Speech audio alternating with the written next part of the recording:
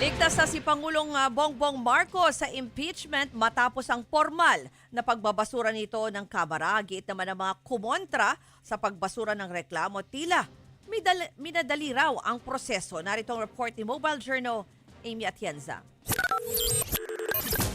Sa botong 284 na mga kongresista, The impeachment complaints filed against the President, Ferdinand Bongbong R. Marcos Jr. are hereby dismissed. formal lang ibinasura ng Kamara ang dalawang reklamong impeachment laban kay Pangulong Bongbong Marcos. 8 lang ang hindi pumabor na ibasura ito, habang 4 ang nag-abstain. Ibig sabihin niyan, ligtas na sa impeachment si Pangulong Marcos.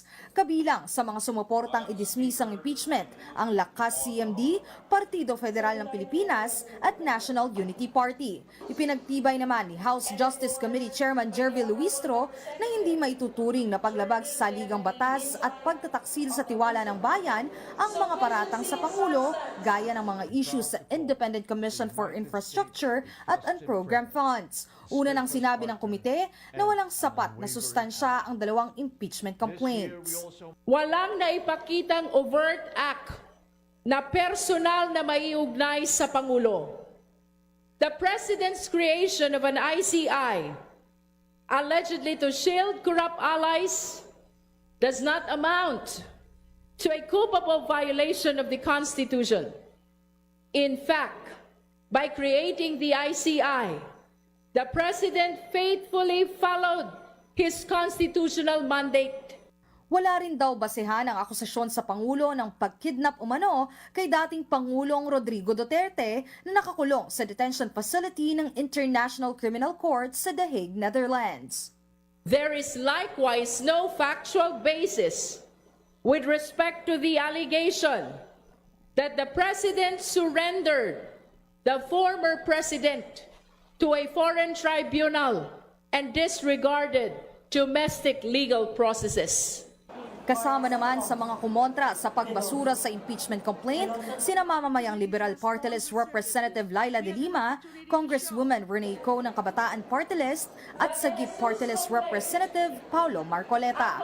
Para kay Ko, sapat ang basihan para umusad ang impeachment.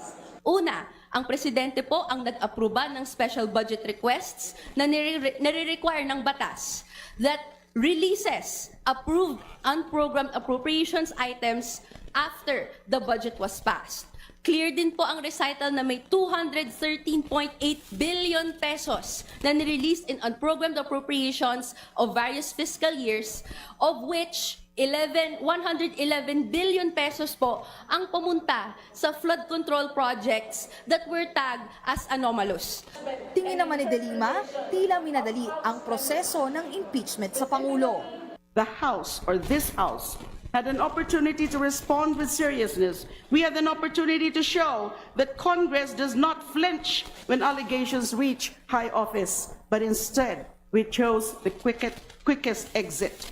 Sabi pa ni De Lima, magiging multo ito kay Pangulong Marcos.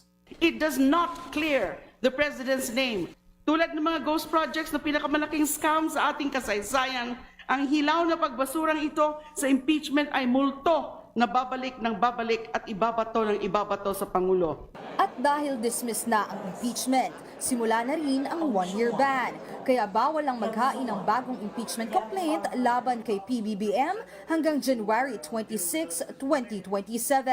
Samantala, hawak na rin ng Office of the House Speaker ang ikatlong impeachment complaint laban naman kay Vice President Sara Duterte. Hihintayin pa kung kailan ito maisasama sa order of business ng Kamara. Nagbabalita mula sa Frontline, Mobile Journal, Amy Atienza, News 5. Mga kapatid, ako po si Ruth Cabal. Dito tayo sa totoo, dito tayo sa True FM.